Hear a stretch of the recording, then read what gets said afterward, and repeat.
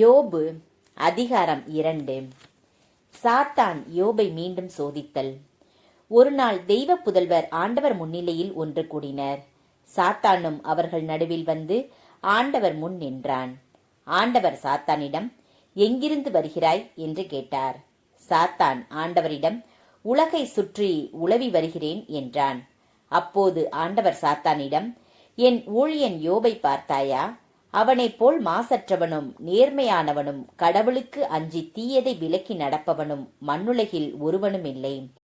காரணமின்றி அவனை அழிக்க நீ என்னை அவனுக்கு எதிராக தூண்டிவிட்ட போதிலும் அவன் தன் மாசின்மையில் உறுதியாக நினைத்துள்ளான் என்றார்.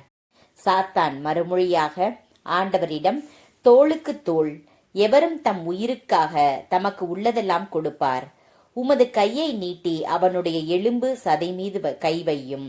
அப்போது அவன் உம் முகத்திற்கு நேராகவே உம்மை இழித்துரைப்பது உறுதி என்றான். ஆண்டவர் சாத்தானை நோக்கி, இதோ அவன் உன் கையிலே, அவன் உயிரை மட்டும் விட்டுவை என்றார். சாத்தானும் ஆண்டவரின் முன்னினின்று புறப்பட்டு போனான். அவன் யோபை உள்ளங்கால் முதல் உச்சந்தலை வரை எரியும் புண்களால் வாட்டி வதைத்தான். ஒன்றோடொன்றை எடுத்து தம்மை சொரிந்து கொண்டு யோபு சாம்பலில் உட்கார்ந்தார். அப்போது அவரின் மனைவி அவரிடம், இன்னுமா மாசின்மையில் நிலைத்திருக்கின்றீர்? கடவுளை பழித்து மடிவதுதானே என்றாள். ஆனால் அவர் அவளிடம், நீ அறிவற்ற பெண் போல் பேசுகிறாய். நன்மையை கடவுளிடமிருந்து பெற்ற நாம் ஏன் தீமையை பெறக்கூடாது என்றார். இவை அனைத்திலும் யோபு தம் வாயால் பாவம் செய்யவில்லை.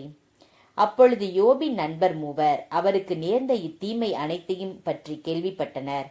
தேமாவைச் சேர்ந்த எலிப்பாசு, சூகாவைச் சார்ந்த பில்தாது, நாமாவைச் சார்ந்த சோப்பார் ஆகியோர் தம்மிடத்திலிருந்து கிளம்பி வந்து அவரிடம் துக்கம் விசாரிக்கவும் அவருக்கு ஆறுதல் கூறவும் ஒன்று கூடினர். தொலைவில் இருந்து கண்களை உயர்த்தி பார்த்தபோது அவரை அவர்களால் அடையாளம் கண்டு கொள்ள முடியவில்லை. அவர்கள் வாய்விட்டு அழுதார்கள், ஆடைகளை கிழித்து கொண்டார்கள், வானத்தை நோக்கி தங்கள் தலையில் புழுதியை வாரி போட்டு கொண்டார்கள். அவரோடு அவர்கள் 7 பகலும் 7 இரவும் தரையில் உட்கார்ந்திருந்தனர்.